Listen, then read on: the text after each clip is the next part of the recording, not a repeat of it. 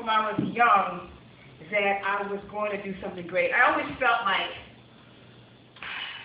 I was a reincarnate of a wealthy princess.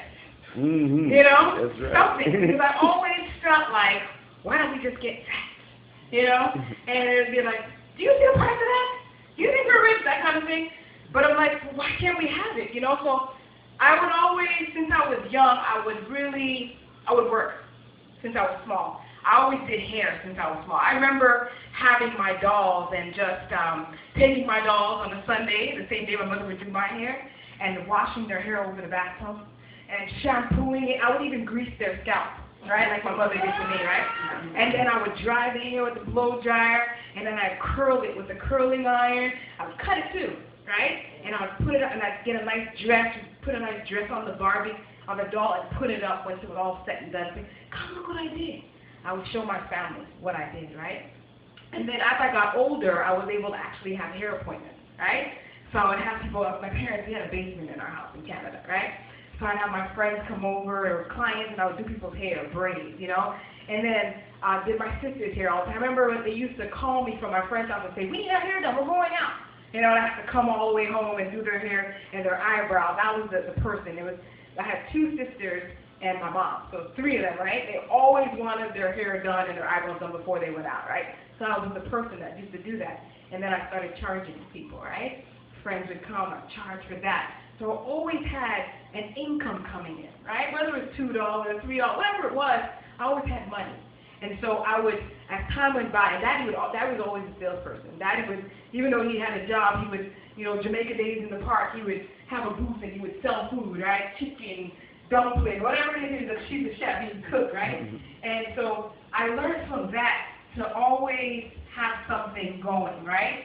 And so at 10 years old, 12, I always had money, you know? Always able to buy everything I wanted. And so, you know, worked when I got older, started working jobs, and would still do hair on the side, but I always knew that I wouldn't last long in jobs. I just wouldn't last. Because I hated the structure. I hated having to wake up at a certain time every day and be there at a certain time. I was always late. You know, no matter what. Even if I woke up early enough, I'd still be late. The bus or something would always hold me up, right? Late. I'm still late till today. I'm still late. I'm getting better, you guys. Trust me. I figured it out. My husband's like, he's on me. Come on, what are you doing? Like, why didn't you leave yet? So I'm working on it. But let me tell you, I just realized that I had to do something different. I always used to think I was like a bum because I would work a job for a certain amount of time, and then I'd finish, and all the money I saved up, I'm like, let me hold on to this money and spend a little here and there so I could be free for a while, right? And so I said to myself, no, something has to be done. I came to Florida. I didn't have anything. I had to start all over from the beginning. I remember sleeping on my sister's floor in her living room for a few months, right? And said to myself that, you know, I have to start like working out because I've always been, you know, kind of heavy set growing up. I had to change my life. So I started working out and I started really getting into myself. I had the time now to do that. And I saw how beautiful Florida was. And I saw that everybody had a car, whether it had like a hanger holding the door on or whatever. You know, they had a car. So I said, I have to get a car. I don't know how I'm going to do it, but I'm going to do it. So little by little, my parents were here, and they came. I was able to stay with them. Little by little, started doing more hair and started going to school. And my father, you know, helped me out. He said, you know what? I said, Dad, if I'm just able to get to a job, just to get somewhere, I need a car. I promise you, I will do something and I will make you proud, right? And so he got me a Volvo, a little Volvo. It was a 79 Volvo, right? But I was so happy for this Volvo because even though I couldn't get into the driver's side, I had to go around the passenger side, open it up, you know, open the driver's side, I had to come around, pull open the hood, because I had to put the key. It became a situation, you guys. I had to put the, you know, where the battery is, the little battery part would jump off of it when the car would stop, so I had to put the thing on there, close back the hood. So imagine being in college having to do that. Look at all cute, because I can dress, right? Look at all cute, but having to do that. But I was really happy for the car that I had because I started from nothing, right? My dad helped me. And I said to myself, a year from then, I'm going to get a new car. I'm going to buy a car off the lot, right? And at that time, I was working in my parents' house doing hair, right? I would get appointments. I made business cards, and I'd invite people over, even though my mother wasn't happy with that. Inviting strangers into my house, and I'm very particular about the cleanliness of the house. But from that, a year later, I went into the dealership with my dad, and he helped me out. He said to me, I had the money, but he had the credit, right? Because I didn't have the credit yet. And so Daddy came in, and we got a car, helped me negotiate. Daddy was always there, you guys. Negotiate, I got myself the RAV4. Yeah. And so from there, I said, okay, now I have to move. I have to get my own place. And so from there, I said, I have to, and I met my husband, right? I met my husband, and he just came from prison, right?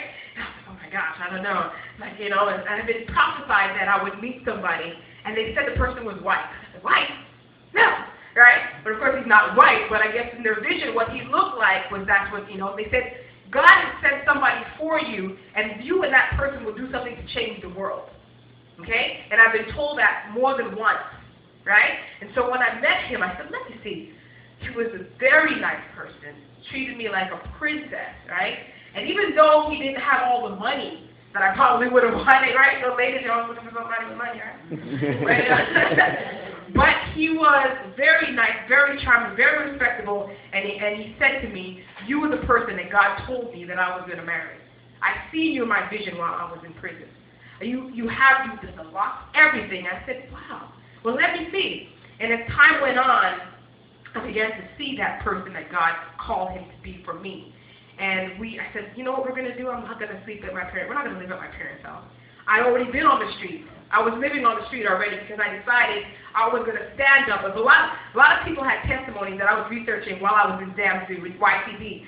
I was researching, by the way, I got into YTB already. Met Kunga, got into YTB, but I was researching people who were successful, and I heard that Madonna was living on the street at one point. I heard that she was eating out of McDonald's garbage cans, right?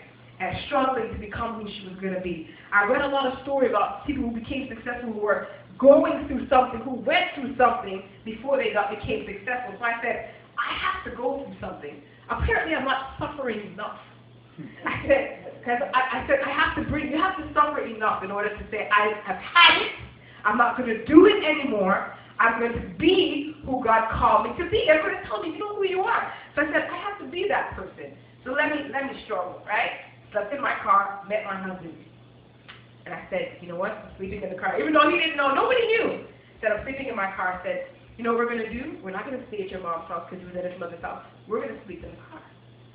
And he said, what? I said, yes. I said, no, we can just stay here. His mother was like, you guys just stay here, don't sleep in the living room. I refused. I said, I'm going to make it, and I'm going to make it. And it was cold outside. Cold outside. Can you imagine, right?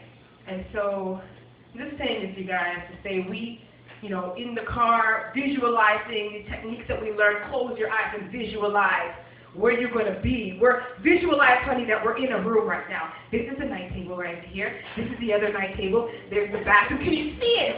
And he said, yes, I can see it. And we did that. Even though he was in the beginning, he didn't get it. He was like, what is she talking about? But I said, it's going to work. Just trust me.